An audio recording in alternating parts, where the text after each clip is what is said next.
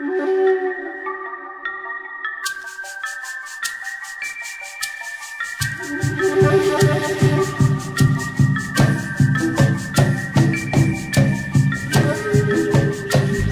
buenas noches, distinguidos amigos, compañeros y también señoras y señores, por venir a este coloquio denominado Crítica a la Descolonización.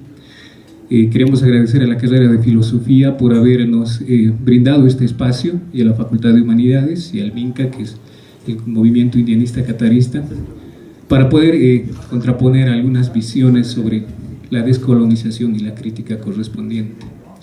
Mi nombre es Pablo Velázquez y les agradecemos nuevamente por estar con nosotros. Queremos hacer una breve introducción antes de pasar y también agradecer al doctor Mancilla por estar aquí presente, y esperemos que el doctor Untoja también llegue. La suscitación para poder realizar este coloquio se debe fundamentalmente a que de un tiempo a esta parte la descolonización se ha tornado en una muletilla, una política en alguna medida con el actual gobierno, que ha derivado en muchos casos probablemente en la ambigüedad o la vaguedad. Y claro, dada la importancia de esta política, es que el doctor Mancilla, precisamente con Ricón Ediciones, saca un texto que ustedes ya lo conocen seguramente muchos, que es ¿no? Una mirada crítica sobre el indianismo y la descolonización. A este respecto, es importante citar, por ejemplo, que muchos de las críticas que hace el doctor Mancilla, y vistas como debilidades del indianismo y el catarismo, y también la descolonización, el doctor Untoja, por eso también lo invitamos a él, era que en un texto que él sacó en el 2013, el año pasado, las toma como potencialidades del catarismo.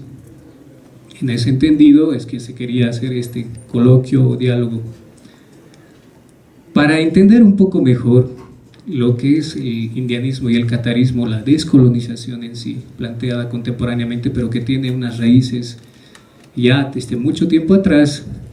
Quiero hacer un breve resumen cronológico con algunas ideas sobre el indianismo y el catarismo para que se pueda entender y para que se vea con claridad la crítica que se efectiviza a la descolonización. Bien, como ustedes pueden ver, se tiene que hacer esta introducción necesaria porque se tiene que entender qué es colonización. Y desde esa visión, obviamente este es un resumen bastante sucinto, se dice que inicia en 1492 con el encuentro de dos mundos, que ustedes ya conocen por demás por las pregonancias que hace el gobierno, y bueno, es un proceso de yuxtaposición, imposición de un pueblo sobre otro, imposición que se hizo en la época colonial sobre todo. No vamos a referirnos mucho a fechas, pero sí a algunos puntos cruciales. Y bueno, de tal manera que esta imposición se ha centrado en dos aspectos que se denominan colonialidad del ser. Hay una escuela que se llama de colonialidad, de hecho que es norteamericana, que trabaja mucho esto, aparte de otros contextos también como el hindú, que trabaja también la decolonialidad, y obviamente en este continente. Se tiene la material objetiva y la mental subjetiva. Sigamos, por favor. Bueno, dada esta circunstancia y esta explicación de imposición, ante la imposibilidad de la dominación por varias circunstancias que tampoco debatiremos muy en detalle, se generan algunos procesos como el de resistencia, que ustedes conocen con los levantamientos indígenas varios, el más destacable y obviamente promocionado el de Tupac Katari, pero hay otros también muy importantes como Zárate Vilca y demás, Laureano Machaca, y que ustedes conocerán. Otro proceso es el de la emancipación, que está ligado también con esos levantamientos indígenas, y el otro que nos interesa contemporáneamente es el que empieza en 1825, pero más concretamente en 1952 con la Revolución Nacional. Trae por consecuencia unas cosas muy importantes, precisamente este proceso de asimilación ante la imposibilidad de denominación total sobre lo indígena. Primero, que se genera el indigenismo con las triples Is, los institutos indigenistas en los 40 en varias partes de este continente, y que en la literatura, por cierto, hay mucho que se ha hecho al respecto. La otra cosa importante es que se hace una cooptación política y asistencialismo, que en el 52, por cierto, se ha tomado muy en cuenta por las medidas de reforma agraria, el voto universal y demás, que se ha denominado por algunos autores como pongueaje político, que ha derivado todo esto en una consecuencia bastante similar y contemporánea que alguna autora por ahí ha puesto, denominada como el Pacto Militar Campesino, y que ahora le denominan Pacto Militar Cocalero, ¿no? Seguimos, por favor.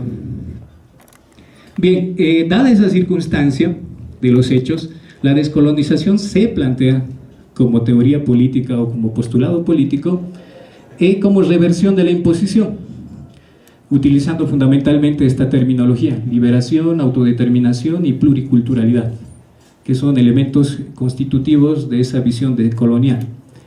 Y ahí hay un autor muy importante que ustedes tal vez habrán escuchado, o se desconoce mucho en la universidad, o en algunos casos hay mucha cercanía con él, que es Fausto Reynaga. Fausto Reynaga plantea dos cosas muy importantes que contemporáneamente se retoman, que es las dos Bolivias, que significa básicamente una Bolivia india, que es mayoría poblacional, y una Bolivia blanco-mestiza, que es minoría poblacional. El poder indio, efectuado mediante la Revolución India, y que obviamente también se retoma contextualmente, son las dos tesis fundamentales de Fausto Reynaga, ¿no? Entre varias. Y bueno, todo esto desemboca en dos tendencias ideológicas, que es el indianismo como ideología y el catarismo como movimiento. Siguiente, por favor.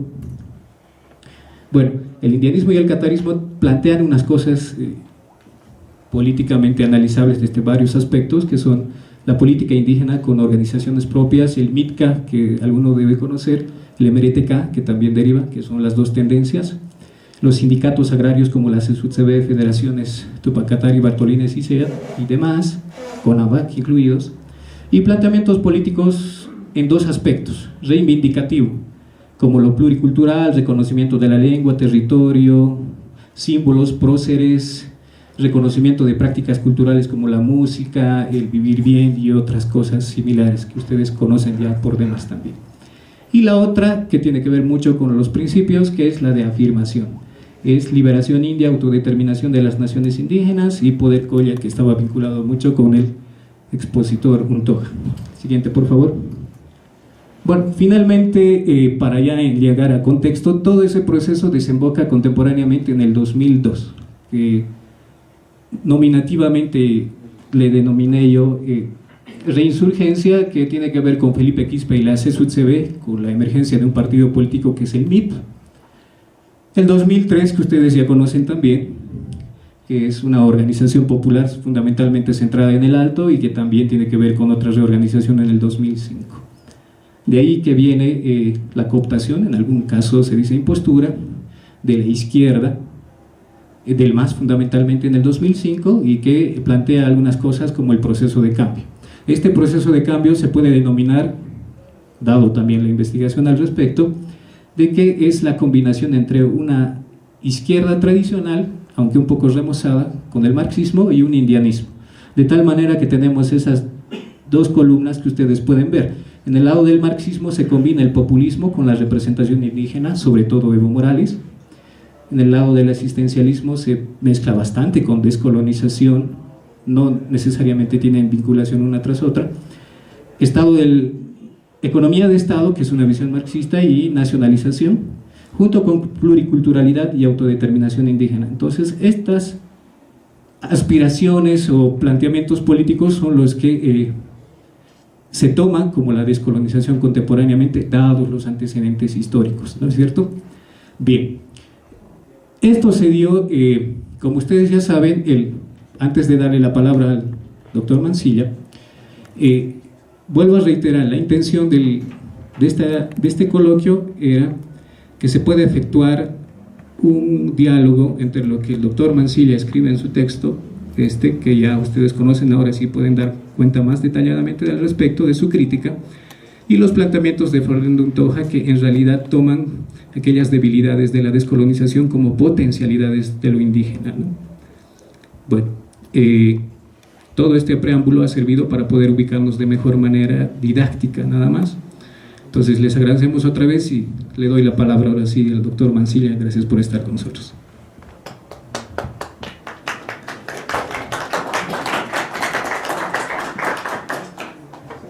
Señoras y señores, agradezco a la carrera de Filosofía y al grupo Minca por esta invitación tan cordial.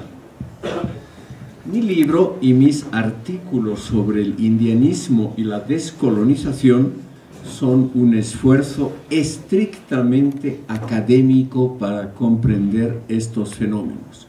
No entro y no entraré en ningún momento a cuestiones políticas actuales.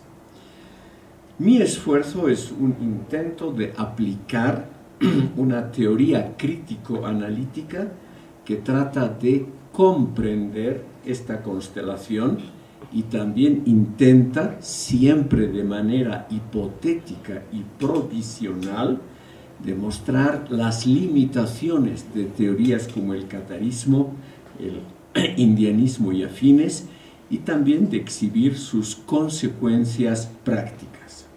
Sigo un principio caro a un autor que seguramente tiene las simpatías de este auditorio.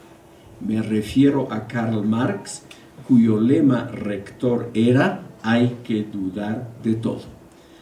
Marx creía que el pensamiento que nos conduce a ver el mundo más claramente es el derivado del desencanto.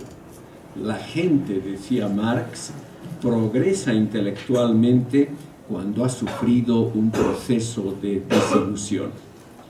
De acuerdo a Sigmund Freud, esto es indispensable para evitar el peligro del infantilismo. Antes del desencanto, uno está contento consigo mismo y con sus convicciones más profundas, pero uno no aprende a pensar críticamente. El retorno a utopías arcaizantes, como aquellas de la Edad de Oro antes de la conquista española, u otras que los movimientos cataristas e indianistas representan actualmente, son muy interesantes como un memorial de agravios de estas colectividades y pueblos. Además, son teorías y doctrinas que reconcilian al sujeto con sus propios prejuicios. Esto siempre brinda tranquilidad y seguridad, pero nos mantiene en una etapa infantil y arcaica. Este asunto está presente en el pensamiento de Fausto Reinaga y de autores similares. Conocer, estimado público, está vinculado siempre a la posibilidad y a la necesidad de una desilusión. Saber algo más sobre uno mismo y el mundo nos lleva indefectiblemente a ponernos en duda, sobre todo a poner en duda las convicciones más profundas, lo que uno más quiere. Todo lo que hemos visto son en general cuestiones que no están dilucidadas científicamente, pero que representan el anhelo más profundo de las colectividades indias en Bolivia. Precisamente por eso, y eso es lo doloroso, por ser convicciones profundas, queridas, muy sentidas, es por eso que tenemos que ponerlas en duda. Es un proceso doloroso, indudablemente. Socialmente es traumático, pero es indispensable para orientarse mejor en un medio como el contemporáneo, altamente globalizado, en un planeta pequeño e intercomunicado, donde no hay muchas posibilidades para culturas completamente propias. Ponernos en duda tiene una ventaja adicional.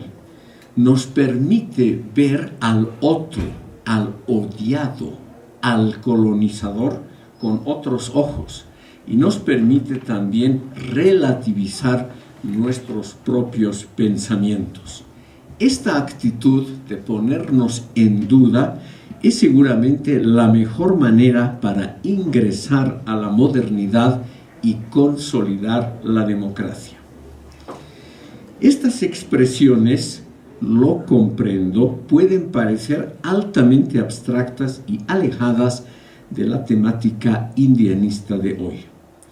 Mi tesis principal sostiene que las corrientes del indianismo y del catarismo, así como las versiones contemporáneas del populismo aclimatadas a estas tierras, son fundamentalmente reacias a poner en duda sus propios principios y valores de orientación, sus creencias históricas y sus visiones del futuro. En una palabra, estas ideas, por más profundas y queridas que sean, no generan un conocimiento científico genuino. Los que hablan sobre todo en nombre de las etnias indígenas del país desdeñan el principio del autoanálisis y tienden más bien a consolidar y revigorizar un fundamento doctrinario que no ha pasado por el tamiz del cuestionamiento, que es exponerse a la opinión y a la crítica de los otros. Quisiera brevemente explicar por qué escribí esta colección de ensayos y por qué compuse varios artículos sobre este tema.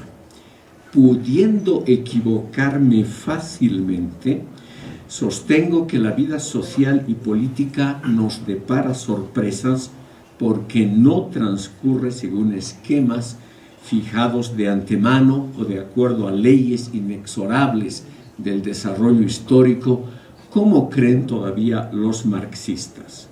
Lo que pasó con el colapso del sistema socialista a nivel mundial en 1989, o lo que sucede actualmente con el éxito económico y comercial de carácter capitalista en países oficialmente comunistas como China y Vietnam, nos muestra en el fondo la poca capacidad explicativa de doctrinas dogmáticas. Si se me permite una hipótesis concluyente, yo diría que los notables edificios teóricos basados en ideas socialistas y también en ideas comunitaristas e indianistas no han resistido la prueba de los tiempos y no creo que tengan una capacidad explicativa de gran eficacia para comprender la compleja realidad de hoy. Nuestros intelectuales progresistas se inclinan a descubrir aspectos revolucionarios y por lo tanto positivos en las tradiciones populares indígenas y en las doctrinas como la que hemos visto que atacan el legado europeo occidental. Creo que es útil y provechoso invertir la dirección de este esfuerzo y por consiguiente analizar el posible, reitero, posible potencial conservador bajo el manto de tendencias revolucionarias e indianistas. Supongo, por ejemplo, que el enaltecimiento indianista del orden prehispánico, como si este hubiera sido un paradigma de fraternidad y prosperidad, es una clásica ideología que justifica como ejemplar un sistema social autoritario, jerárquico y poco innovador, como era el orden social del imperio incaico y muy probablemente de las comunidades indígenas que no estaban bajo este imperio. Afirmo, por lo tanto, estimado público, que los elementos más conservadores de la sociedad boliviana se han refugiado, por un lado, en las fuerzas de orden público, militares, policías, fiscales, abogados, y en los estratos intelectuales del país que hablan a nombre de los indígenas, como todos los movimientos indianistas y cataristas. Creo que estos últimos, que hablan a nombre de las víctimas y de los explotados, representan en general ideas rutinarias y convencionales sobre el ordenamiento social, sobre la moral colectiva, y que son ideas que no han sido expuestas por ellos mismos a una crítica importante de sus presupuestos teóricos. Creo, pudiendo equivocarme fácilmente, que los intelectuales indianistas y cataristas tienen un relativo éxito porque apelan astutamente a los prejuicios irracionales de buena parte de la población y al memorial de agravios que permanece incólume desde hace siglos. Este último, el memorial de agravios, no es analizado fría y objetivamente, sino evocado con emoción e inflado artificialmente para sacarle un provecho material e ideológico. Lo que yo quisiera, por lo tanto, es estudiar los aspectos centrales del imaginario colectivo de indianistas e indigenistas que en los últimos tiempos han sido relativamente importantes. Una demostración de eso es la fundación del Viceministerio de Descolonización. Este imaginario colectivo se basa a menudo en un sentido común que comparten sectores muy amplios de la población. Pero, estimado público, un sentido común, por más extendido que esté y por más representantes ilustres que tenga, no se halla por encima o por afuera de la crítica científica. Las variantes del sentido común dan a conocer los anhelos postergados de buena parte de la población y por ello poseen una gran legitimidad.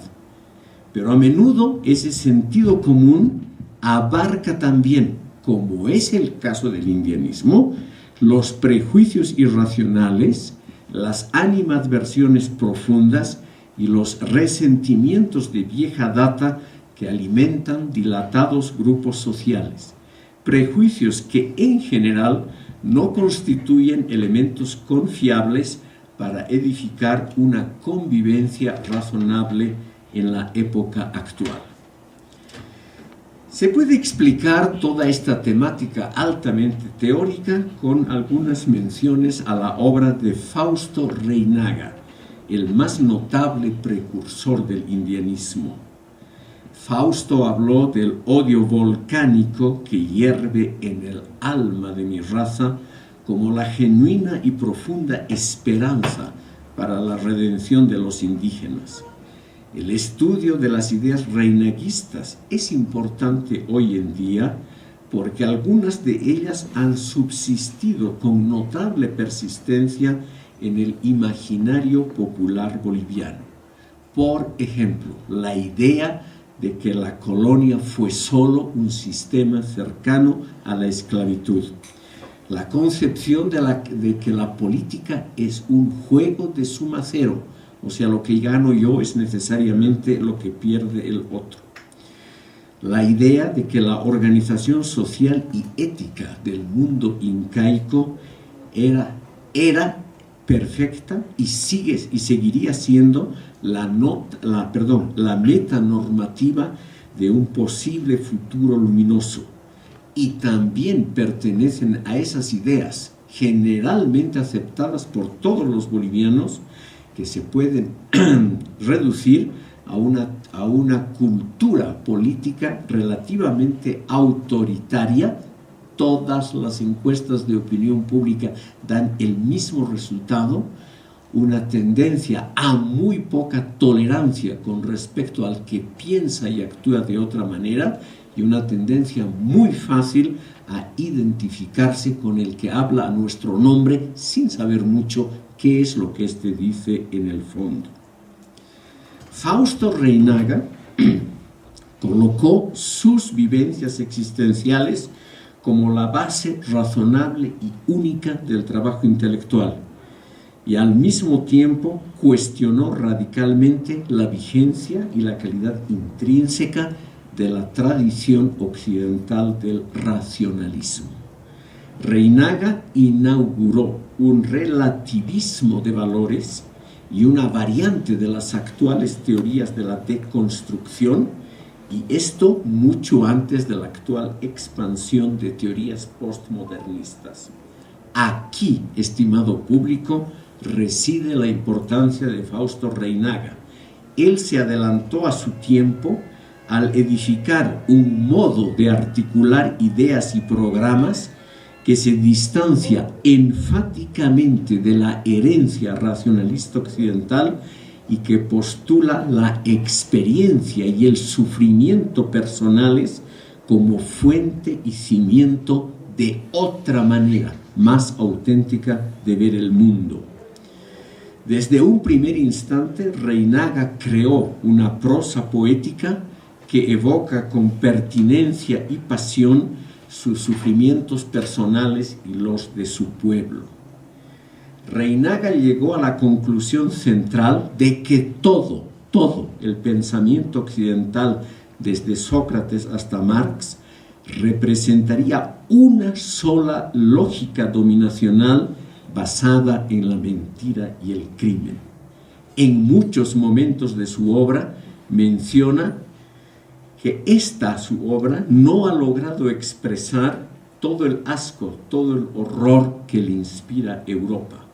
Reinaga dice textualmente: Occidente ha inventado el hambre y la guerra. La doctrina reinaguista, que nunca respetó diferencias básicas entre las numerosas concepciones de los otros a los cuales él criticaba, sostuvo que en el fondo hay un solo pensamiento occidental que engloba a toda la civilización europea. Los matices teóricos, dice Reinaga, influido por Friedrich Nietzsche, son meras máscaras que encubren la omnipresente voluntad de poder y no dan cuenta de las mentiras del pensamiento occidental acerca de los pueblos extraeuropeos. El impugnar y refutar estas falacias de la tradición occidental se transformó en la misión vital de Reinaga, y en el análisis de esas falacias encontramos algunas sorpresas no muy agradables para los izquierdistas ortodoxos.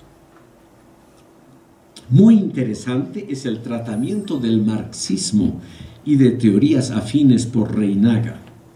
Él supuso, por ejemplo, que el comunismo ya es un ideal. Dijo: los principios marxistas se han convertido en apetitos.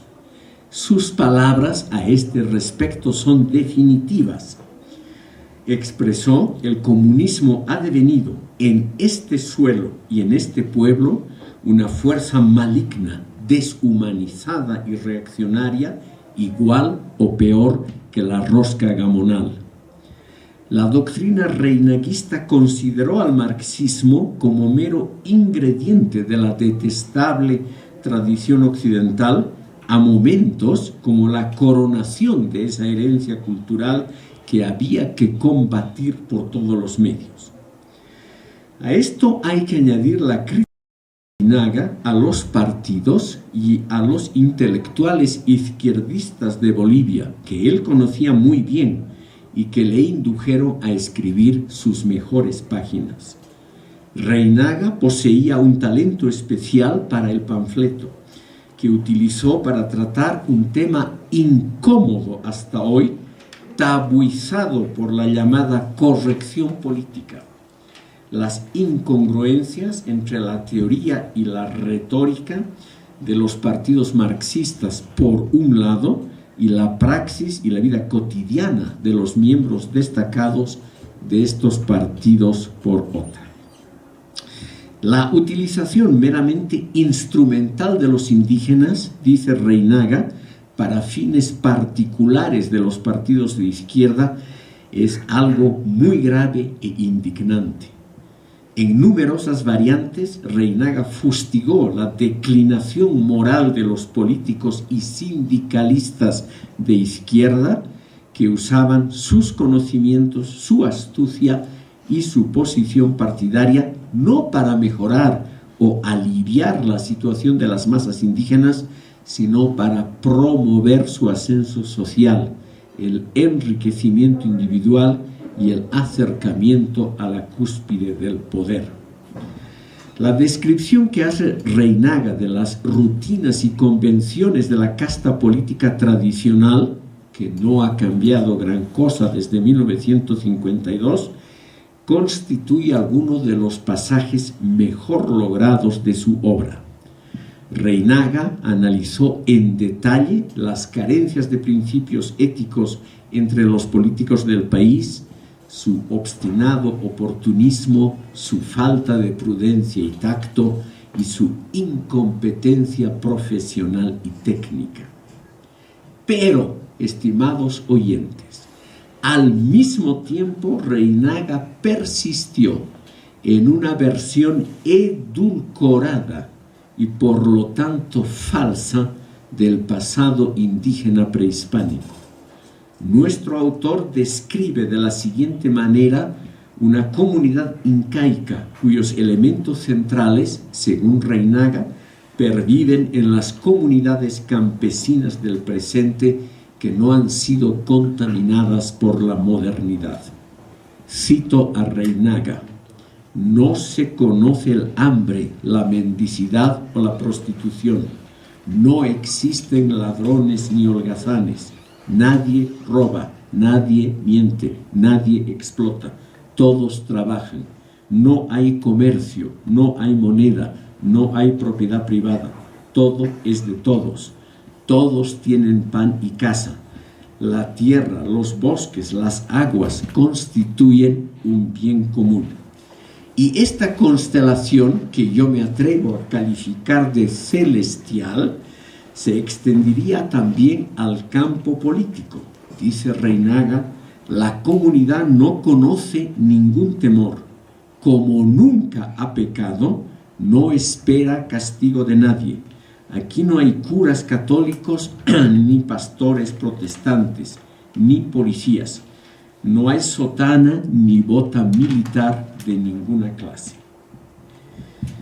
Conectado con lo anterior, hay que mencionar que Reinaga mantenía ideas muy convencionales. Por eso mi afirmación del carácter conservador de estas ideas acerca de la juventud y el erotismo. Sobre la juventud en general, Reinaga afirmó en 1978: la juventud quiere derrumbar todo. Nada respeta, nada admira, nada quiere. La fe y la razón le son iguales. El arte y la moral carecen de valor.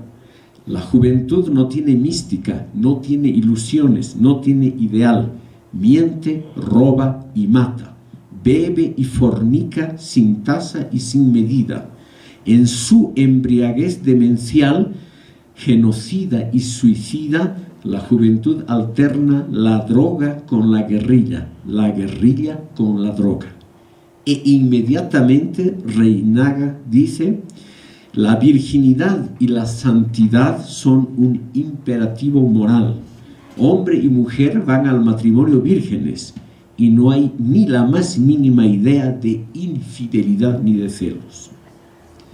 Estimado público, en una palabra, la crítica reinaguista de la racionalidad occidental deja vislumbrar a momentos un modo evidentemente más humano de percibir el mundo, sus dilemas y sus posibles soluciones. Pero en terrenos fundamentales como los que he mencionado, el maestro Reinaga se aferró a valores tradicionalistas y conservadores, sobre todo en la cultura política, en la configuración de la vida familiar e íntima y también en la aceptación de las metas normativas de la incriminada civilización occidental, lo que voy a mostrar ahora. Reinaga describió con mucho cariño y detalle la comunidad ideal de Sacabamba, que no conoce las alienaciones modernas porque allí no hay dinero, ni comercio, ni forma alguna de explotación. Pero esta comunidad, cuya localización es premeditadamente nebulosa, puede estar en el pasado mítico y también en el futuro anhelado, está orgullosa de poseer los instrumentos generados por la racionalidad occidental. Dice Reinaga la letra: la comunidad tiene tractores, bombas de agua, trilladoras, máquinas de hilar y de tejer, molinos eléctricos. Ante la fuerza irradiada por los tractores y la electricidad, el desarrollo estrictamente autóctono que pide Reinaga se pinta como improbable y claramente como indeseable en una era de metas y normas universalistas. Estimado público, por estas razones, creo yo que las teorías indianistas y cataristas son en el fondo teorías conservadoras que mantienen vivas convenciones y rutinas que vienen de muy atrás, disimuladas hoy con el manto del marxismo o de teorías revolucionarias. Como hemos visto, en los terrenos indispensables de la vida social, el reinaguismo no es una modificación radical de lo que venía antes, sino es simplemente una adaptación de la cultura occidental a metas muy modestas de convivencia humana, a objetivos, yo diría, muy limitados de progreso social.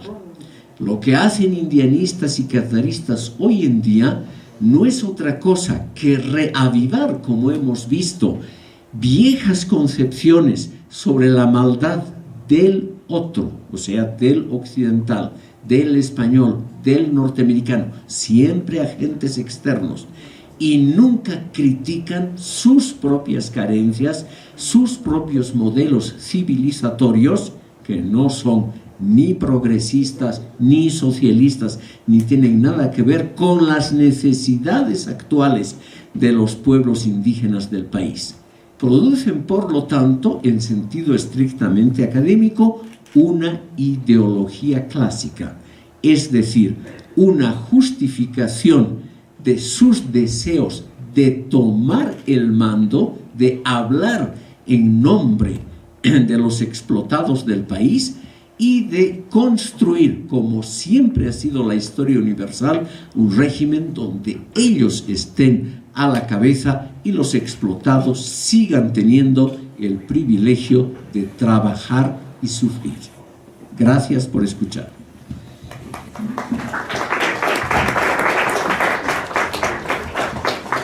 Bien, la idea de este coloquio es precisamente eso, efectuar un diálogo con ustedes y, bueno, para aclarar un poco esa visión de por qué la motivación de organizar este coloquio fue precisamente porque nosotros, yo personalmente soy parte del Minca indianista catarista precisamente, y esta es una razón para hacer autocrítica, precisamente tomando otras críticas externas no vinculadas a la tendencia ideológica. Por tanto, la idea es precisamente dialogar y a partir del diálogo ver y interpelar qué motivaciones puedan existir o cuáles son estas preguntas que ustedes tuvieran vinculadas, digamos, a lo que expuso el doctor Mancilla, y en algún caso alguna interpelación o justificación de lo que él dice también. Entonces yo les abro el micrófono a ustedes para ver quiénes tuvieran alguna pregunta. Bueno, buenas noches. Es verdad que en libertad el hombre puede criticar al hombre, y en base a eso que, entre comillas, el hombre le llama democracia, al criticar nunca primero se mira a sí mismo, porque tiene una concepción perfeccionista, justiciera y legalista. Y cuando el hombre tiene ese triángulo mental prácticamente elaborado desde hace millones de años, desde que apareció y desarrolló la capacidad mental de poder discernir, entonces surgen estas cosas. Es positivo y es negativo. Positivo cuando nos gusta criticar la contradicción que surge de un ente, puede ser aymara, quechua, griego, egipcio, etc. Pero nos es muy difícil descubrir en uno mismo qué capacidad tiene de fidelidad en lo que uno cree. Siempre nos agarramos, o sea, es decir, nuestro asir mental es sujetarse a una concepción que el hombre ha desarrollado. ¿Y por qué lo digo esto? Porque, digamos, el catarismo, el indianismo, lo escuché al viceministro decir, ¿no? Ni con Marx, ni con Cristo, el indianismo lo dice, ¿verdad? Porque en su concepción como tal, está en su libertad y tiene ese derecho, piensa que ambas cosas son malas, ¿no? Pero resulta que cuando uno mira con amplitud y capacidad de discernir desde el interioceptivo de la conducta del ser humano, resulta que eso también es malo. Porque yo siempre lo digo, no porque he estudiado 100.000 libros, ni tenga que citar a Descartes, etcétera, etcétera, sino porque es importante primero conocerse a sí mismo. Y desgraciadamente, en todas las exposiciones que he asistido, de derecho, de filosofía, de política, dentro del campo en el que me desarrollo yo como médico, siempre hay esa problemática, mirar el defecto del otro. Y bien difícil es descubrir que ese defecto que no me agrada, yo lo tengo. Y es bien difícil. Entonces, cuando uno quiere entrar en la concepción, digamos, psicológica, para analizar, no se da cuenta que uno tal vez es un psicópata en no adaptarse a esa situación. De ahí que es bueno, para terminar, es bueno que haya estas cosas, criticar, porque también dentro de la crítica va a surgir una acrisolada forma de conducta, de analizar y darse cuenta dónde está mal y dónde está bueno, ¿verdad? Porque por naturaleza el hombre es malvado y por naturaleza el hombre es imperfecto. Entonces, en esa su dualidad de no descubrirse que él se siente que, por normativa se siente que es bueno, entonces es bien difícil entrar en estas cosas, ¿no? No está mal criticar, porque para mí, por ejemplo, para concluir esto digo, descolonizarnos ¿de qué? De los españoles. No, porque a los españoles también los esclavizaron los árabes 800 años, y así sucesivamente la historia del hombre. En este tiempo, descolonizarnos ¿de qué sería? Del imperialismo, de la conducta psicopatológica que tiene el capitalismo sobre nosotros. Las pruebas las tenemos. La prueba más patética es Yugoslavia, que fomenta, digamos, el esencialismo para destruir a un país. Entonces yo creo que es bueno criticar, pero también es bueno descubrir si uno no tiene la misma conducta al que critica. Nada más. Bien, un poco larga la pregunta o afirmación. ¿Alguna pregunta, Carlos? Gracias. Bueno, Carlos Macusaya. Yo quiero referirme, bueno, perdón por la alusión a la anterior intervención, al tema que expuso el señor Mancilla. Bien, a mí, bueno, por lo menos una de las cosas que yo resalto es que, por ejemplo, cuando uno escucha al señor David Choquehuanca, a Rafael Bautista, ninguno de estos señores, entre muchos otros, menciona a Fausto Reynaga. En ese sentido, yo creo que, por lo menos yo al leer el libro del señor Mancilla, por lo menos creo encontrar mayor honestidad, porque se reconoce y se identifica un personaje que evidentemente ha influenciado en muchas de las ideas que hoy están en boga. Y muchas personas que hablan de lo indígena y la descolonización, más bien ocultan a esa persona. Eso es curioso, como un comentario. Bien, pero quiero puntualizar algunas cosas que me parecen que quedan sueltas en la exposición o en las ideas que usted plantea. Por ejemplo, cuando usted habla de el indianismo de Reynaga y nos recuerda la idea de Reynaga con respecto a las ideas occidentales, Marx y demás, como algo, digamos, de lo que habría que liberarse. Eso es algo que Reynaga dice en sus libros, digamos, amáuticos, como él mismo los califica, y no específicamente en sus libros indianistas. Ahí me parece, bueno, que no hay una adecuada diferenciación en los periodos de Reynaga. Esa es una debilidad. Yo lo identifico de la siguiente manera. Yo lo divido en grandes bloques, las obras de Reynaga. Desde la primera obra hasta la Revolución India, la preocupación fundamental en Reynaga es lo nacional, el Estado, el imperialismo. En diferentes tónicas, siempre le preocupa eso. Aunque en sus libros indianistas, el sujeto racializado, prefiero usar ese término, el término indio, es, digamos, el sujeto en el que él entiende, el sujeto que él entiende que va a ser la revolución india, como él la piensa. En sus libros amáuticos, ese sujeto se desvanece y va a hablar de un ente abstracto, un pensamiento que se puede encarnar en cualquier raza. Y esto, desde mi punto de vista, es importante porque nos va a ayudar a dilucidar las etapas de Reynaga. Voy a puntualizar. En esos años en los que Reynaga plantea su pensamiento amáutico, y es más o menos de lo que nos habló el señor Mancilla, se habían formado organizaciones indianistas como el MITCA, donde Reynaga no tenía ningún rol, inclusive era rechazado. Remito al documento que se publica, si no me equivoco, en última hora, en abril, firmado por Isidoro Copa, donde dicen, los del MITCA somos indianistas, no somos reinaguistas. Y hay una diferenciación tajante, es decir, toman las ideas de Reynaga, pero se distancian de él.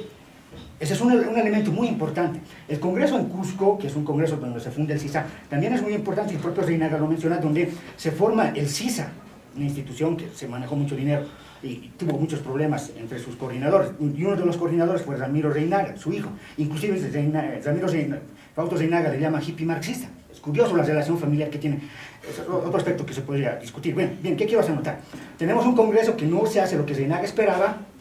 Reynaga, bueno, es rechazado. Hay un congreso que no salen los resultados que él espera. Además, desde su libro América, India, Occidente, que se publica en 1974, y si no me equivoco, el 77 o el 78, se hace una traducción por un grupo de activistas en Francia. Reynaga va a empezar a recibir algunas cartas de algunos europeos y él cree que es un gran pensador. Los europeos lo alaban y él cree que es un gran pensador por esas obras, donde él ya se está distanciando de sus ideas indianistas. Todos estos elementos, desde mi punto de vista, además que en Bolivia era rechazado por los indios y también por los caras, juegan un papel muy importante y determinan que Reynaga se aleje de sus ideas indianistas y va a empezar a plantear más bien su pensamiento amáutico. Y ahí me parece un problema en la exposición, bueno, y en el libro, en el ensayo del señor H.C.F. Mancilla, porque al no encontrar esta diferenciación entre las ideas que plantea, es decir, Reynaga se inventa un pensamiento amáutico porque como pensamiento, su propio pensamiento no lo rechaza, porque el indio al que él estaba apostando sí lo rechazaba, se vuelve una salida. Me escapo por mis ideales amáuticos, entre comillas, y me olvido de los problemas del MITCA, del MRTK que se había formado, y había problemas del partido indio, el MUJA. Hay un contexto que nos ayuda a entender esa ruptura con el indianismo. Entonces, la crítica que hace el señor H.C. Mancilla es, digamos, dirigida al pensamiento amáutico de Fausto Reynaga, básicamente. Un primer aspecto. Otro elemento que me parece importante es cuando usted menciona, y eso es evidente, que Reynaga, digamos, nos presenta un mundo precolonial ideal, donde todo sería idílico, y ciertamente eso no es verdad. Y eso es una característica que Reynaga lo acompaña desde su primer libro hasta el último. Y curiosamente, aunque Reynaga critica a los indigenistas, Reynaga toma esa idea del pasado precolonial, básicamente de Balcarce, ¿no? En su primer libro citado, además de Uriel García, entre otros. Es decir, cuando Reinaga piensa el pasado, está inspirado por los indigenistas. Aunque él critica a los indigenistas, nunca va a criticar la idealización que los indigenistas hacen del pasado precolonial. Ese es un elemento bien importante. Pero yo lo vincularía a otro aspecto. George Balandier, en su libro Teoría de la Descolonización, apunta, por ejemplo, que hay etapas en los procesos que él estudia en las excolonias francesas, en los pueblos negros, entre comillas, de niveles de conciencia. Y una primera etapa mítica donde uno justifica la dominación. En los estudios que él hace, había pueblos negros que decían, su Dios había llamado al hombre blanco y al hombre negro para que el blanco, digamos, domine y el negro pueble el territorio. Entonces, había una justificación mítica de un pueblo. Luego, hay otro periodo donde, bueno, Dios los ha mandado a liberarse. Es otro nivel para Balandier, donde se idealiza su propia cultura. Puntualizo esto porque a mí me da la impresión que en el indianismo encontramos el periodo que Balandier encuentra como un segundo nivel ideológico en pueblos africanos allá que él estudia en excolonias francesas. Pero es más interesante si nos ponemos a pensar cuando Carlos Marx en el 18 Brumario se refiere a que en el proceso que él estudia también se idealiza el pasado.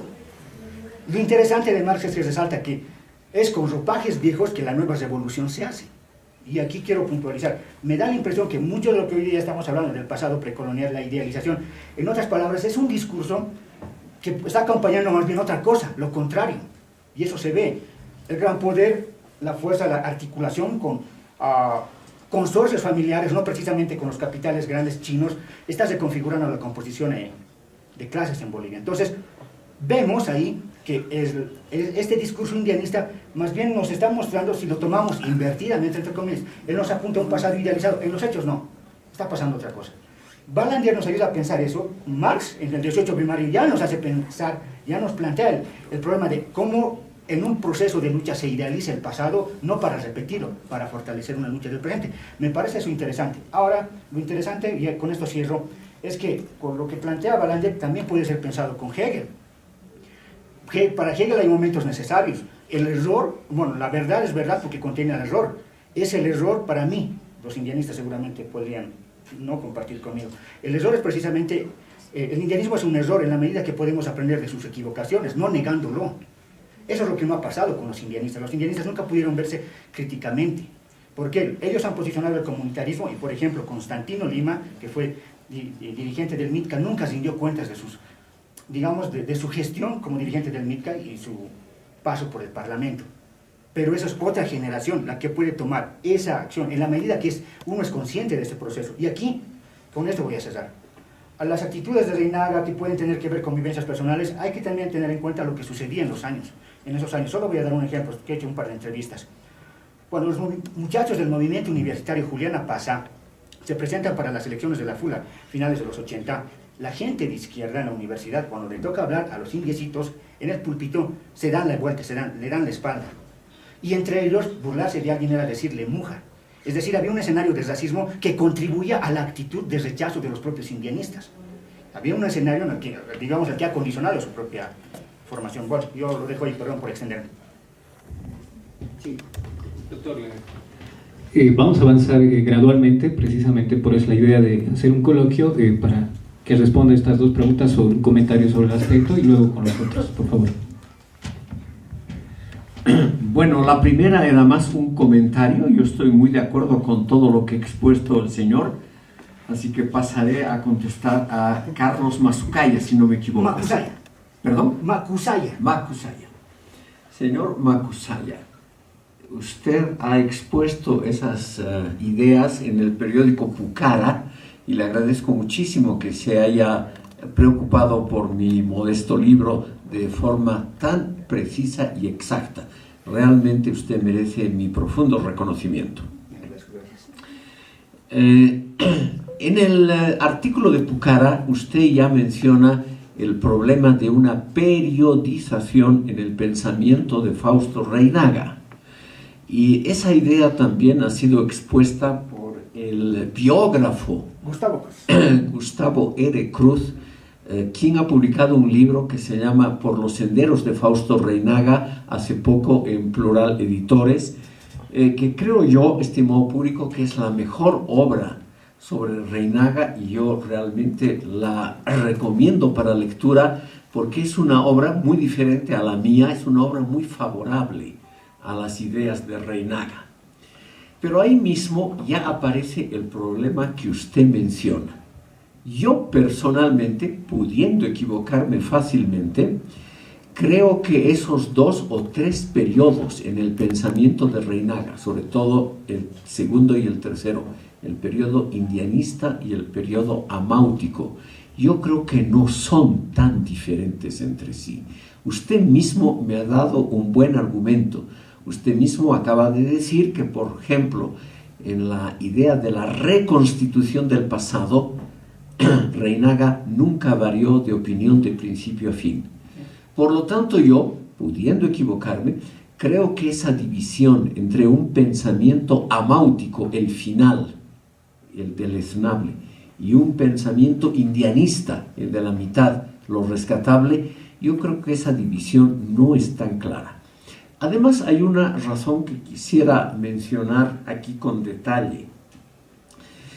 Fausto Reinaga nunca se autocriticó, salvo en una ocasión, cuando él reconoce, cuando él va al Cuzco y tiene una especie de iluminación religiosa, y él reconoce que lo que ha aprendido antes, sobre todo cuestiones marxistas, él estuvo en Europa Oriental, en la Unión Soviética, etc., como invitado del Partido Comunista. Él se distancia de eso y del comunismo y del marxismo en términos muy duros. Pero en general, él nunca pone en duda lo que ha pensado antes, por ejemplo, sobre el periodo incaico. Fausto Reinaga, en 1980, estimado público, dio su apoyo al dictador Luis García Meza y publicó un libro que se llama Las Fuerzas Armadas y la Revolución India. Él nunca se distanció de ese libro. Es algo que Silvia Rivera Cusicanqui menciona como el error capital, el pecado original de Fausto Reinaga. Él no era, en general, una persona que se distancie de su pasado. Yo creo, don Carlos, que la función de Reinaga es extremadamente importante y continua como depositario de los anhelos profundos de la comunidad indígena en Bolivia y también como depositario, lo digo claramente para provocar pedagógicamente al público, como depositario de los prejuicios que, como toda comunidad indiana, también tienen los indígenas aquí en Bolivia. Entonces, para mí lo interesante en Reinaga, estimado público, es estudiar doble faceta. Él como depositario del memorial de agravios de un pueblo sufrido, de un pueblo discriminado durante siglos, eso nadie pone en duda, pero al mismo tiempo Fausto Reinaga como depositario en forma comprimida y además bellamente escrito, era un poeta impedido, como el depositario comprimido de los prejuicios del pueblo. Las ideas que tiene Fausto Reinaga sobre la maldad intrínseca de los europeos, sobre la perversidad de la cultura occidental, sobre todo en sus libros Sócrates y yo, en su libro Crimen, que va desde Sócrates hasta Gorbachev. Todo eso, estimado público, es interesante porque representa lo que piensan dilatados sectores populares que no tienen una buena educación, es lo que piensa en general la población boliviana.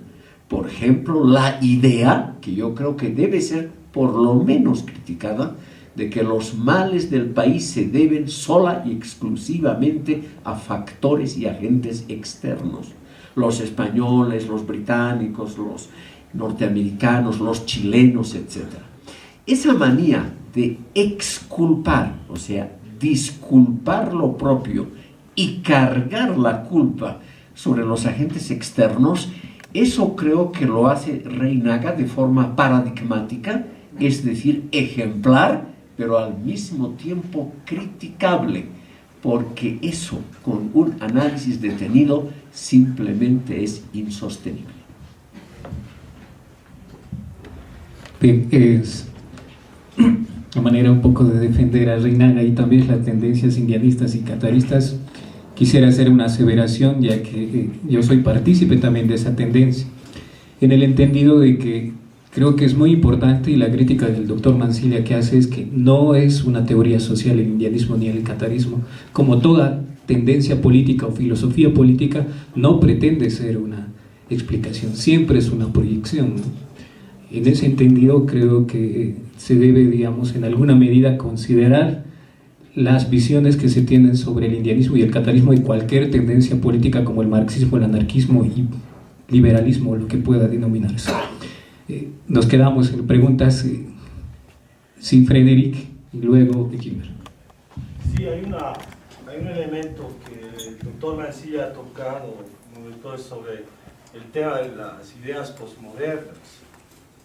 El tema de que Reinaga se habría adelantado a ideas que después un poco más tarde han salido y se han difundido. Y en estas ideas postmodernas hay un elemento que es muy importante respecto a la... Y todo esto está también en lo que es la postcolonialidad, crítica colonial, etc., ¿no? Donde se va a plantear que la razón occidental es un bloque homogéneo, el pensamiento de la identidad, ¿no? Y se plantea un pensamiento de la diferencia y se dice a partir de nuestras propias vivencias, herencias, vamos a oponernos al pensamiento occidental. A mí me parece una buena intención, de cierta medida, donde se va a buscar un poco las fallas, ¿no? O cómo el pensamiento racional occidental ha servido también de justificación a muchas cosas inaceptables. Pero por otro lado también con ese pensamiento viene la idea de que existen otras razones, o sea que no existe una razón que es del hombre en general, que hay varias razones, que son esas razones irreductibles las unas a las otras. Y entonces, a partir del momento en que son irreductibles las unas a las otras, no hay diálogo posible entre estas distintas razones, y si no hay diálogo posible, se ve muy mal cómo podríamos, digamos, incluso oponernos al capitalismo, en ese sentido.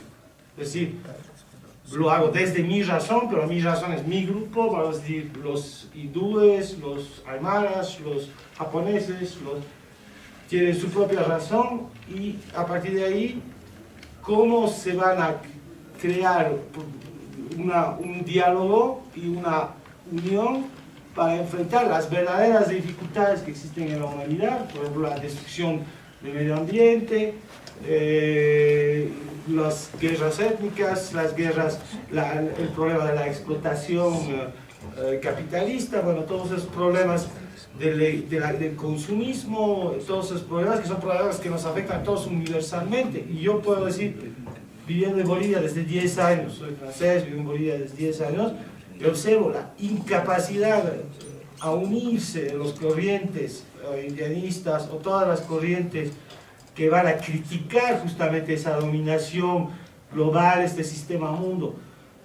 La pasan peleándose entre ellos, no están de acuerdo, justamente también porque me parece que son víctimas de esa idea de que existen varias racionalidades y se aferran a esa idea de que existen varias racionalidades.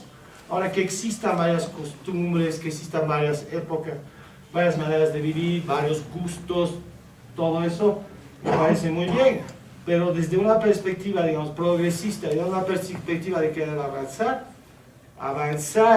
en la construcción de un país, incluso una descolonización, o sea, una ruptura de la dependencia del país, es un poco complicado, ¿no? Con estas tendencias que se van a oponer al final. Entonces, al final, ¿no sería también un elemento colonial esto, ¿no? De decir, bueno, los indígenas no pueden razonar como nosotros, como los occidentales. Y los pueblos indígenas retoman esa bandera y dicen, nosotros no podemos razonar, partimos del sentimiento, etc., ¿no? Es un poco, no sé si eso se trataría de una pregunta, pero tal vez para pedir algunas precisiones sobre ese pensamiento postmoderno. ¿Qué piensa el doctor Mancilla acerca de ese pensamiento postmoderno y su relación con el pensamiento de la descolonización? Vinculado a lo anterior, pregunta, ¿cuán necesario es la construcción de un pensamiento más o menos homogéneo, unitario, para el progreso? ¿O es más bien la existencia de múltiples perspectivas lo que origina el progreso, a pesar del riesgo de que esas múltiples perspectivas no puedan dialogar entre sí? Otra pregunta, no me queda claro cuál es el origen o de dónde sale esta carencia o incapacidad de Fausto Reynaga y tal vez del indianismo para hacer autocrítica. ¿Se trata de que Fausto Reynaga establece algunos principios que no pueden ser cuestionados, o es más bien una convocatoria a fidelidad del gremio, del grupo, lo que impide cuestionar ciertas ideas que se planteen dentro de este grupo? ¿Y cuáles son los efectos de estas posibilidades en la propuesta política de Fausto Reynaga?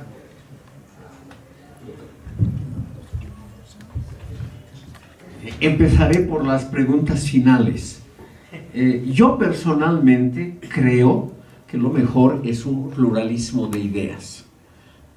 Cuando existe libertad de expresión, cuando posiciones contrapuestas pueden florecer igualmente, existe la posibilidad de que unas critiquen a otras y muestren sus puntos flacos. Ninguna posición puede pretender ser la verdad absoluta, pero si existe algo como la verdad, algo tan inasible como la verdad, lo mejor es acercarse parcialmente por el sistema de error y volver a ensayar. El pluralismo nos permite entonces ponernos unos a otros en cuestión. Con esto también respondo a la primerísima intervención. Uno generalmente, es la pura verdad, no nota sus propios errores. Por ejemplo, a mí me encanta que otras personas tengan las mismas ideas que yo. Me encanta escuchar mi propia opinión en labios ajenos. Pero, claro, me encanta. Pero evidentemente uno no aprende de eso. Uno aprende cuando le muestran los errores. Y eso solamente se consigue en un ambiente plural. Paso a la siguiente pregunta. ¿Cuál es la carencia autocrítica de Reynaga y del indianismo? Pudiendo equivocarme, además muy fácilmente, creo que Reynaga venía de una tradición relativamente autoritaria, de una tradición autoritaria alimentada, sin que él note, por el dogmatismo católico de la era colonial. Él tiene un estilo literario, eso sí, muy brillante. La prosa de Reynaga es infinitamente superior a todos los escritores descolonizadores, incluyendo los del viceministerio hasta hoy. Él era un poeta que no sabía su calidad literaria. Un autodidacta a quien nadie le dijo cuál era su principal mérito. Yo creo, además, que Reynaga lamentablemente era también tributario, como todos, de tradiciones del contexto donde nacemos y crecemos. Y él seguramente ha crecido en un contexto donde habían sobre todo certidumbres, certezas, donde a él de chico no le han enseñado a dudar, a ponerse a sí mismo en cuestionamiento. Entonces él en todas sus obras tiene un estilo de catecismo. O sea, él se hace una pregunta y automáticamente responde al lector una cosa simple y clara, como él seguramente pensaba, en lugar de hacerse preguntas. Él nunca pone algo en sentido hipotético. Él nunca pone algo como probabilidad, sino que todo lo que él dice son certidumbres exactas y perentorias. El último origen de esa tradición cultural es muy difícil de rastrear. Con respecto a lo que ha preguntado aquí el señor Frédéric, yo diría que el talento de Reinaga se ve, entre otras cosas, en que él se ha adelantado claramente a su época. Él murió alrededor de 1998, cuando estas teorías postmodernistas, relativistas, deconstructivistas, etc., todavía no habían penetrado con enorme fuerza en Bolivia y en América Latina. Él se adelanta a su época porque él construye una teoría de la intuición, o como se dice ahora en el Ecuador, donde hay una brillante teoría sobre ello, hecha sobre todo por mujeres, una teoría del corazonar. Entonces, él pone sus intuiciones por encima de la razón o como base de su pensamiento. No el análisis detallado de la tradición occidental, sino la intuición, la corazonada. Y en eso él cree que ese tipo de razonamiento es tan válido o mejor que la tradición occidental. Entonces, obviamente existe el peligro, que lo ha mencionado claramente Frédéric, el peligro de que existan varias especies o varios tipos de argumentación, todas más o menos iguales en fuerza, calidad, origen, y que eso naturalmente dificulte el entendimiento entre los humanos. Si yo tengo una opinión y el otro tiene una opinión diferente, yo no negocio con él para encontrar algo intermedio, sino creo yo que mi verdad y la verdad de él son irreductibles, para usar una expresión típica de los postmodernistas que creen que las culturas son incomparables e irreductibles entre sí. Yo creo que esa es una simple burrada, pero como está de gran moda actualmente, y además es una moda que favorece claramente a cualquier opinión lateral extravagante, porque como todas son simplemente razones o lógicas no comparables entre sí, no existiría un metacriterio desde el cual juzgar cuál es la verdad, cuál es la mentira, cuál es lo agradable, cuál es lo razonable, todas iguales. Entonces evidentemente se hace muy difícil el entendimiento humano. Frédéric mencionó, cito textualmente, que hay verdaderas dificultades en el mundo. Si él usa la palabra verdadera, significa que él mismo cree que hay una verdad, la propia, y que él ha mostrado, por ejemplo, que esas verdades indubitables, según él, son la crisis ecológica, los excesos del consumismo, etc. Yo estoy de acuerdo con él. Yo creo que el postmodernismo tiene límites muy estrechos y que es una moda extraordinariamente poderosa, pero que no va a pasar la prueba de las edades y de los tiempos. Reinaga, lamentablemente, digo lamentablemente porque era un gran poeta y pensador, yo creo que él ha hecho, sin darse cuenta, un flaco servicio al entendimiento al postular esa pluralidad de saberes. ¿Más preguntas? Fernando y luego... Buenas noches. Hacer una pregunta. ¿Por qué considera que el indianismo y el catarismo en el fondo son conservadores? Sabiendo que el indianismo y el catarismo tienen una gran diferencia. Por ejemplo, que el catarismo postula al campesino como un sujeto del mercado. Ahí tenemos un elemento de la modernidad. Y el catarismo va a hacer una de sus tesis en Bolivia con un soja acerca de cuál es la participación del coria en cuanto a su relación con la expansión en el mercado. Y esto para él va a ser bien importante en el sentido de que va a articular una nación coria. Eso es modernidad. ¿Por qué entonces para el señor Mansilla el catarismo y el indianismo son dos corrientes que en el fondo son conservadoras? Muchas gracias. Jorge. Sí, me parece que en general cualquier forma de pensamiento o visión, por más errada que esté, tiene elementos de verdad, y cosa inversa también, cualquier visión que por más acertada que esté, tiene elementos de equivocación. Entonces, me parece que viendo los errores que hay en el indianismo o en el pensamiento Reinaga, ¿no?, que podrían ser su visión de de un pasado originario puro, o tal vez una visión simplificadora y maniquea de la relación entre Occidente y lo andino, que realmente me parece no hay ninguna diferencia radical.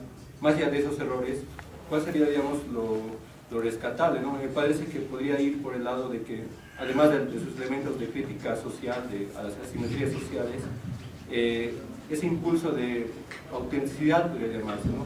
Más allá de los errores o las formas erradas en las que podría llevar a cabo ese impulso, ¿no? esa intención de autenticidad, creo que hay un elemento así de verdad rescatable en ese impulso, en el sentido de que, por ejemplo, en contraposición a eso, la imitación a veces que hay de modelos de pensamiento extranjeros, ¿no? que Franz Mayer le va a un momento de bobarismo, ¿no? Esa imitación a veces mal hecha y simplemente adopción de fórmulas de pensamientos externos sin un pensamiento propio, digamos.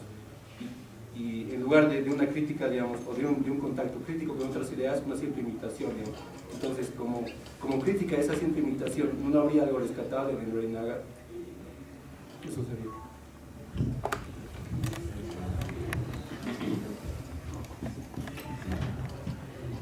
Al fondo han preguntado por qué yo uso el vocablo conservador y que en el fondo qué significa y si no estaría equivocado.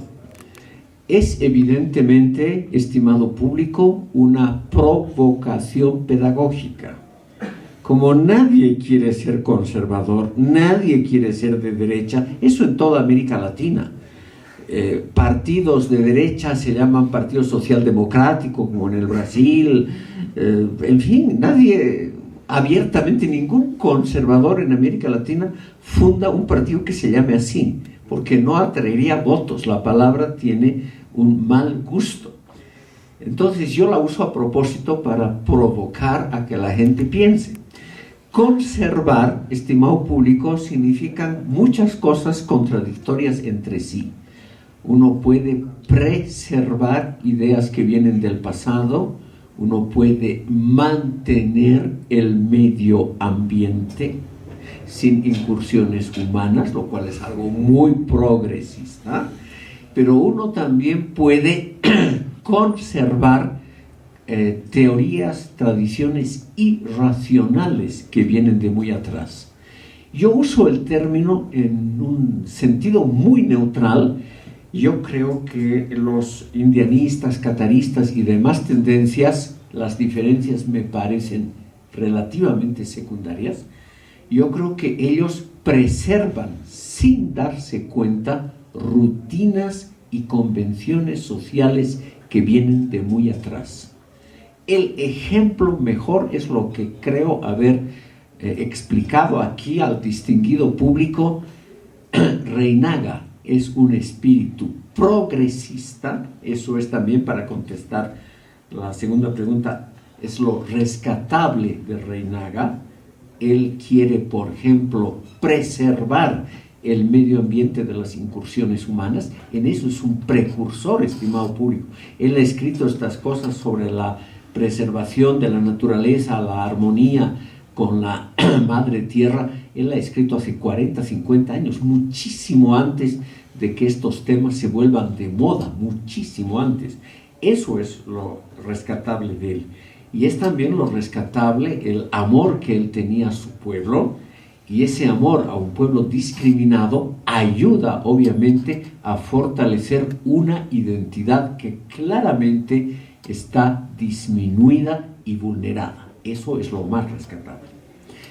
Pero es conservador en el sentido que él mismo no se da cuenta que quiere preservar cosas que a él le parecen muy razonables. Por ejemplo, en la vida familiar e íntima, él, por eso he citado extensamente, él es partidario de valores muy tradicionalistas. Por ejemplo, el hecho de que el adulterio debería estar penado gravísimamente, el hecho de que él creía que el amor libre era una aberración occidental, etc. En ese sentido, él es conservador en valores culturales. Y yo me atrevo a afirmar, pudiendo equivocarme, que muchos revolucionarios, izquierdistas, marxistas, etc., son igualmente conservadores en sus valores últimos de orientación. Dicen que quieren cambiar el mundo, que quieren construir un mundo mejor, y lo que quieren es llenarse los bolsillos personalmente y ascender socialmente en la escala social. Eso se ha visto desde la Revolución Rusa de 1917. La clase empresarial rusa actual son todos ellos antiguos miembros del Partido Comunista que estaban en posiciones muy arriba y que supieron aprovechar la oportunidad de enriquecerse personalmente como individuos, es decir, algo totalmente diferente a lo que ellos de boca para afuera propagaban cuando estaban en el poder antes de 1991 en la Unión Soviética. Yo creo, estimado público, que en Bolivia, como en la mayoría de los países de América Latina, los izquierdistas, y en el fondo una buena parte, no todos, y obviamente exceptuamos a los presentes, la mayoría de los catalanistas, lo que quieren son cosas humanas: prestigio, poder, dinero. Quieren ascender socialmente, quieren vivir mejor, no quieren vivir bien, quieren vivir mejor que la generación que los precede, quieren vivir mejor que sus padres, lo cual los enaltece, porque si no hubiera eso, estaríamos en la época de las cavernas, cuando se inició la historia del ser humano. Entonces está muy bien que quieran hacer eso, pero ellos mismos no se atreven a confesar sus móviles profundos, y hablan de la revolución, el régimen mejor, el cambio, todo eso, y lo que quieren es que el mundo no cambie, sino que solamente ellos se aprovechen del mundo. Bien, intervenciones, por favor. Sí, una preguntita, por favor. ¿Usted no cree que Occidente, la filosofía occidental está en crisis, en plena crisis, con todas sus dimensiones, especialmente la civilización occidental, con todas sus dimensiones, sus saberes, su conocimiento, su ciencia, su civilización, su cultura, su religión también? Y frente a esa crisis también se están erigiendo otras civilizaciones, otros pueblos, otras culturas que tienen también sus valores, sus conocimientos, saberes y ciencias. Porque sabemos que hay, al menos yo sé que hay diferentes formas de razonar, de racionalidad. También hay otras formas o lógicas diferentes ahí, se puede encontrar. Hay estructuras diferentes, estructuras mentales diferentes que se construyen. Hay formas diferentes de pensar. Entonces, cada una de estas cosas son construcciones sociales que se hacen de acuerdo a los pueblos, a los contextos, a las poblaciones. Entonces, ¿por qué no respetar a las diferentes comunidades y pueblos, como a los europeos y aquí también como a los pueblos andino-amazónicos, que tienen derecho a erigir sus civilizaciones y sus pueblos?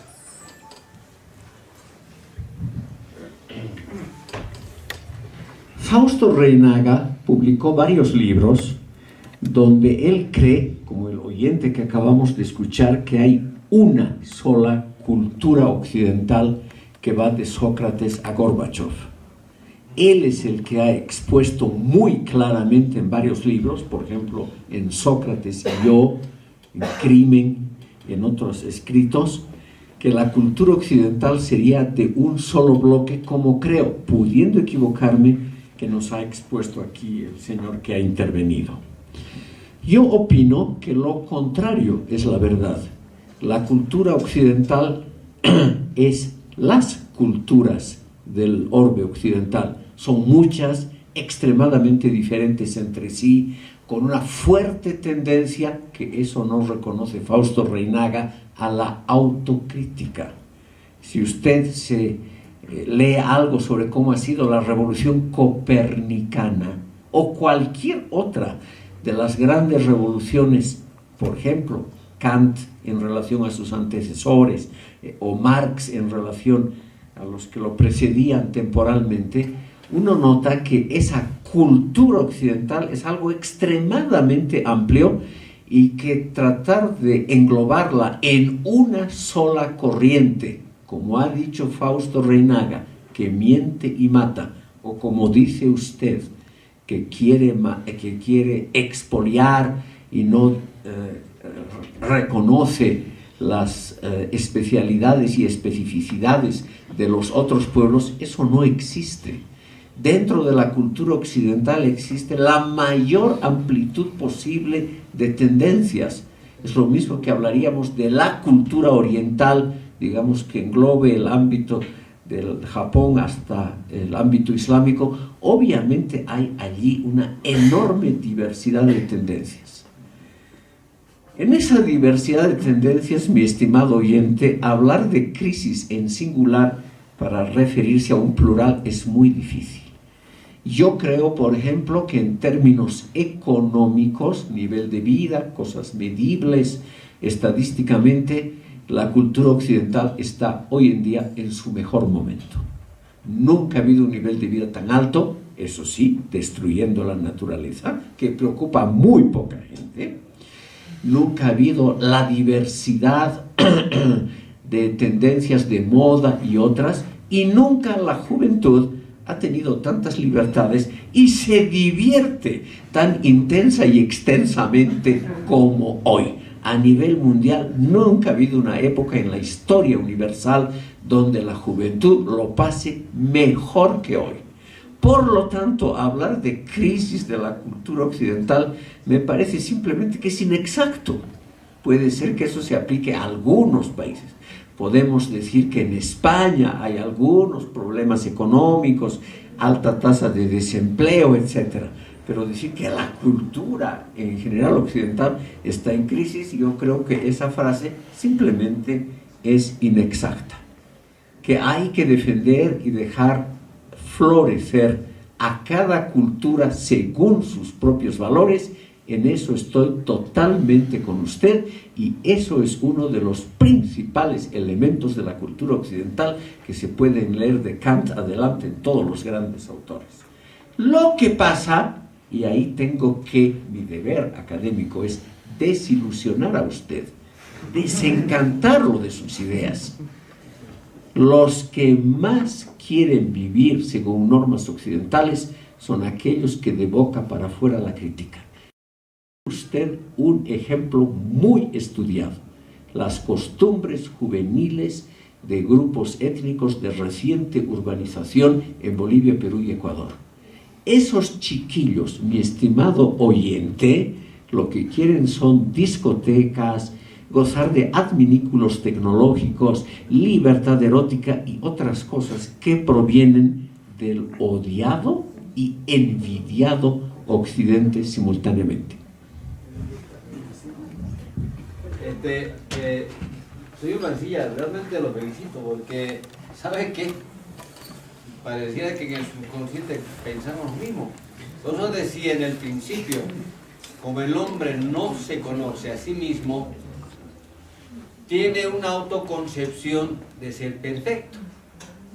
Y cuando surge al lado el otro prójimo y le plantea otra cosa, porque el otro también piensa que eso era perfecto, ¿verdad? Pero ambos, o sea, cuando ya me refiero ya en el sentido de humanidad, todo mundo quiere mostrar la verdad. Pero la pregunta profunda es, el hombre, ya está hablando en el sentido humano ya, si no se conoce a sí mismo, ¿cómo puede decir que es perfecto? Hay, por ejemplo, cuando usted nota agarra un poquito lo que dice Fausto Reinaga, ¿no? Que Cristo no, ni Marx no. Pero yo me preguntaría, ¿de verdad don Fausto Reinaga habrá entrado en la profundidad de lo que significa en el sentido lato real interioceptivo del cristianismo? No creo. Y tal vez, probablemente, haya hecho un análisis desde el punto de vista estrictamente del intelecto, porque tiene una obra, ¿no? El intelecto, qué sé yo, ¿verdad? Entonces, ¿habrá hecho eso? Dudo mucho. ¿Por qué? Porque para entrar en eso no es el mero uso de la racionalidad kantiana de la lógica humana. Porque si uno usa todo eso, todos terminaríamos en lo que acabamos de decir todo. Entramos en la contradicción, porque lo que nos interesa al ser humano es lo que la carne quiere, que es totalmente diferente, ¿no?, a lo que el espíritu pregona. Entonces, la pregunta concreta sería, en el fondo, ¿será que el hombre deberá reconocer que en su conducta interioceptiva al prójimo es malo, o él se considera perfecto y bueno? Esta es la última tanda de preguntas, así que uno, de atrás empezamos, 1, 2 y 3. Señor Mancilla, una consulta, mire. Usted al hablar de Fausto Reynaga lo menciona como alguien que ha cooptado todos los prejuicios de la sociedad y en base a eso ha hecho un discurso. Este discurso de decir que somos los pobrecitos, que el blanco es el malo, ¿por qué no ha logrado posicionarse? Y mi pregunta es, ¿ha sido por el término indio o ha sido por el hecho de que era conservador? Porque en la etapa del 52, cuando se da el voto universal y ha habido una gran migración del campo a la ciudad, era un discurso, había una población que podía contar eso, que podía identificarse con ese discurso. Con la ley de Banzer de cambio de apellido, también otro argumento para identificarse con los mamanes, quispos. Yo recién a un político que lo he escuchado y que lo ha posicionado de alguna manera ha sido Felipe Quispe, al decir, ahora va en el año 2000, ahora vamos a hablar de Indio Alcara, cuando hizo las negociaciones con el extinto Fortuny. Entonces yo le pregunto nuevamente, es decir, ¿cuál ha sido el elemento que, digamos, no ha logrado que el discurso de Fausto Reynaga pueda posicionarse para lograr llegar al poder de alguna manera? El siguiente, por favor.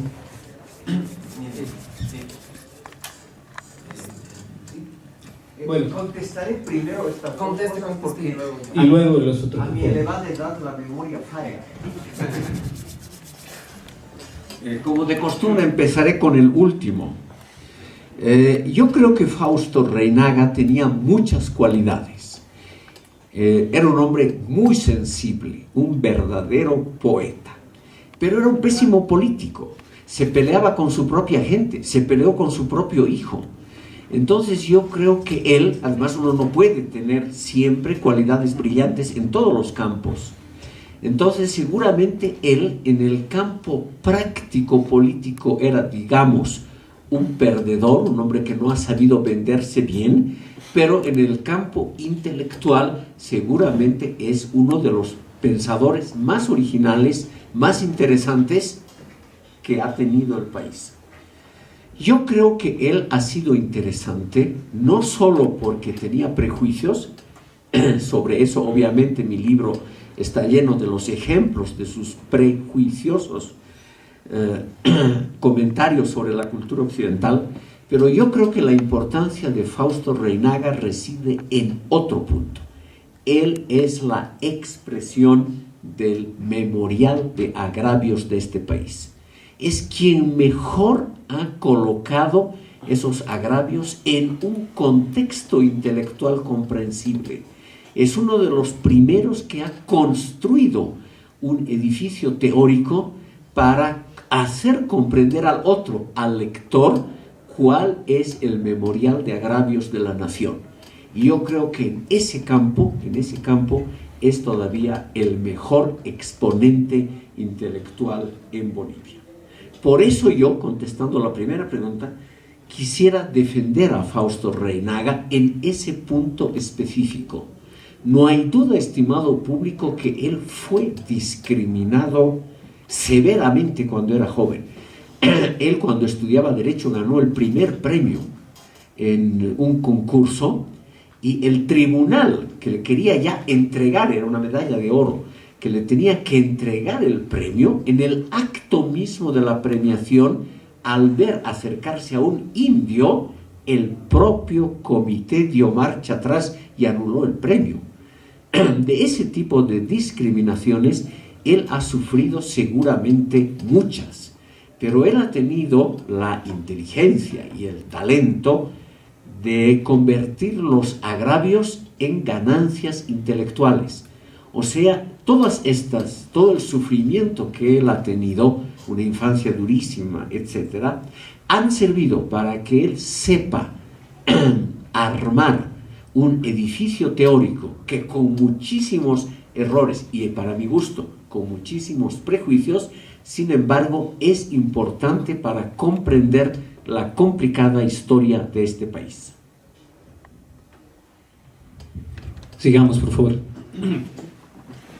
Sí, yo me quedé un poco sorprendido respecto a las aseveraciones del señor Mansilla cuando decía que el capitalismo, la cultura capitalista está en su mejor momento, de que crisis económicas no hay ciertos focos, digamos, de infección, por así decirlo, es decir, de degradación económica, un poco en España y por aquí y por allá. Bueno, y con respecto, me quería referir sobre todo a la práctica cotidiana de la que habla el señor Mansilla, de las juventudes y de la libertad que se goza y todo aquello. Bueno, me parece un tanto cómodo del doctor Mansilla referirse a la cultura como si fuese una cultura universal anacrónica, como si por reconocer que existen varias tendencias culturales, podamos decir que la cultura es una sola, sin diferenciar entre los explotados, los ricos, los pobres, los burgueses, los proletarios, los indígenas y los movimientos y todo aquello. Para empezar, me parece un poco audaz el decir de que no existe crisis capitalista económica mundial, cuando lo han demostrado las estadísticas, han demostrado lo contrario, cuando el tercer banco más importante del mundo, tercero si no me equivoco, Lehman Brothers, ha quebrado y ha creado las marchas las marchas de las mujeres, de las mineras de carbón en España, las revueltas en Grecia, el movimiento de los indignados, Wall Street. Además, la desocupación, la especulación y todo aquello que cumple parte de una dinámica mundial económica y que ya está llegando a Latinoamérica. La bonanza económica boliviana es producto también de eso. En aspectos básicos, digamos, los capitalistas, al no poder invertir en productos ya hechos, lo que hacen es invertir en materias primas, y nosotros somos, pues, como no, los que se las proveemos, ¿no? País mineralógico. Y bueno, no me quiero detener en análisis económicos, ¿sí? Me parece un tanto metafísica la charla, en tanto no se explica de modo material de dónde sale la cultura.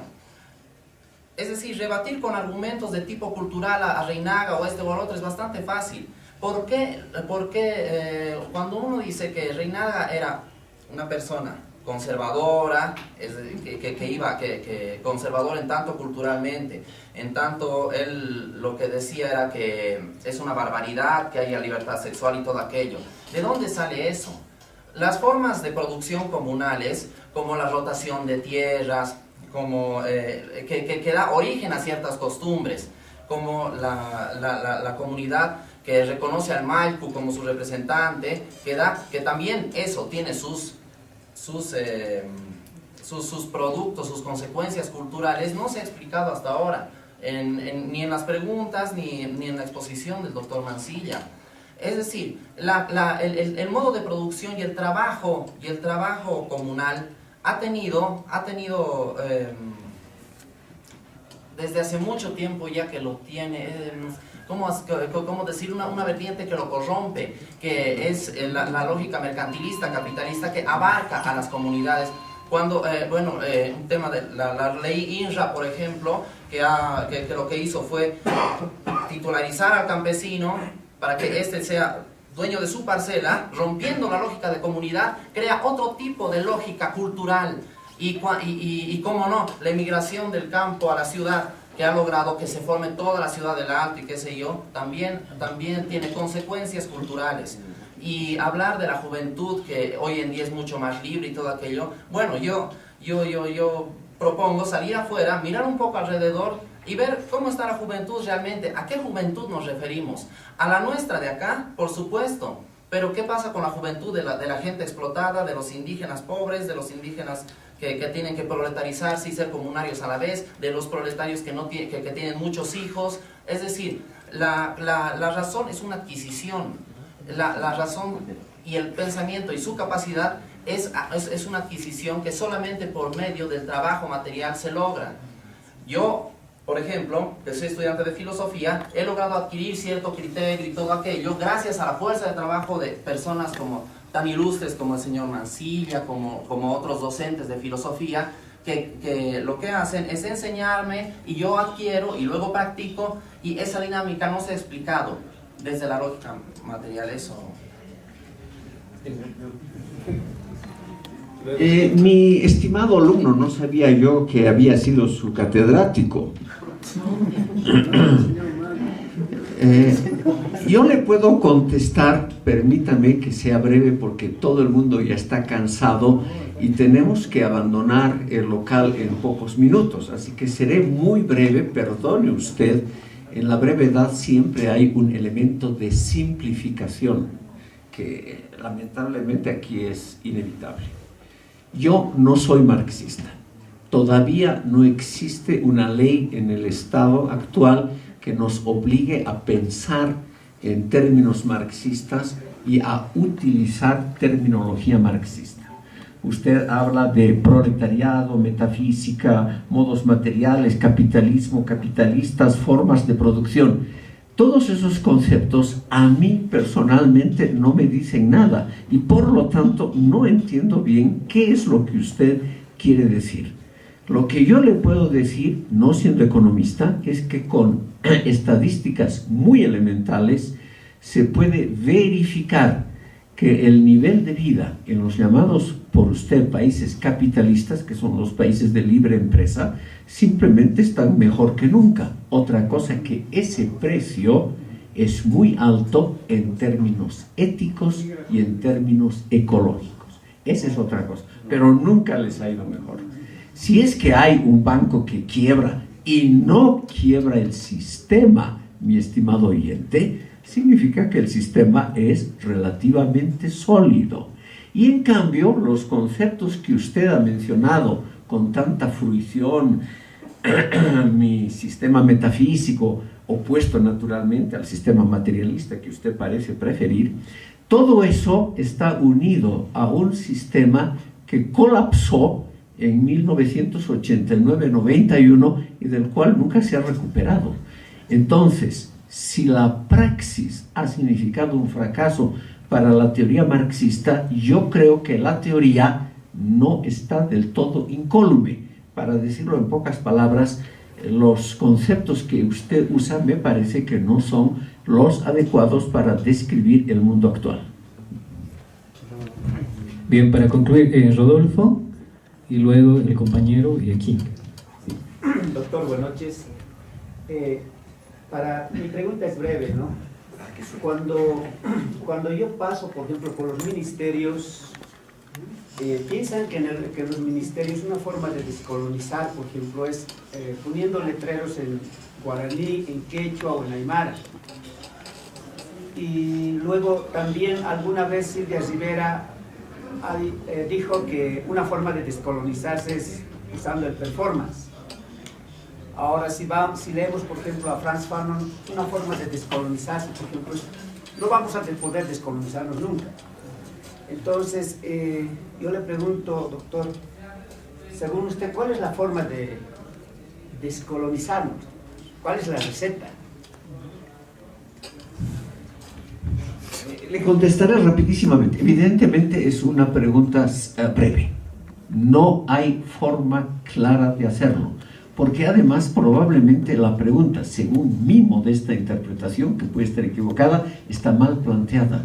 No hay necesidad de descolonizarnos, porque simplemente todo el mundo comparte las metas normativas de la cultura occidental.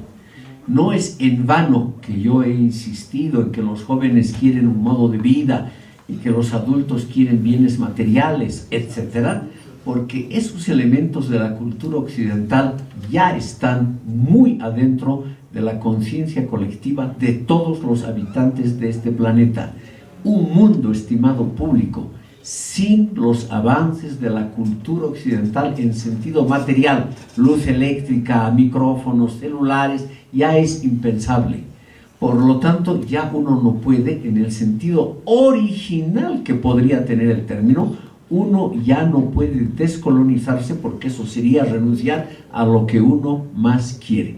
Por lo tanto, yo aconsejo, igual al joven que es mi alumno, yo aconsejo simplemente no utilizar términos que complican más de lo que explican.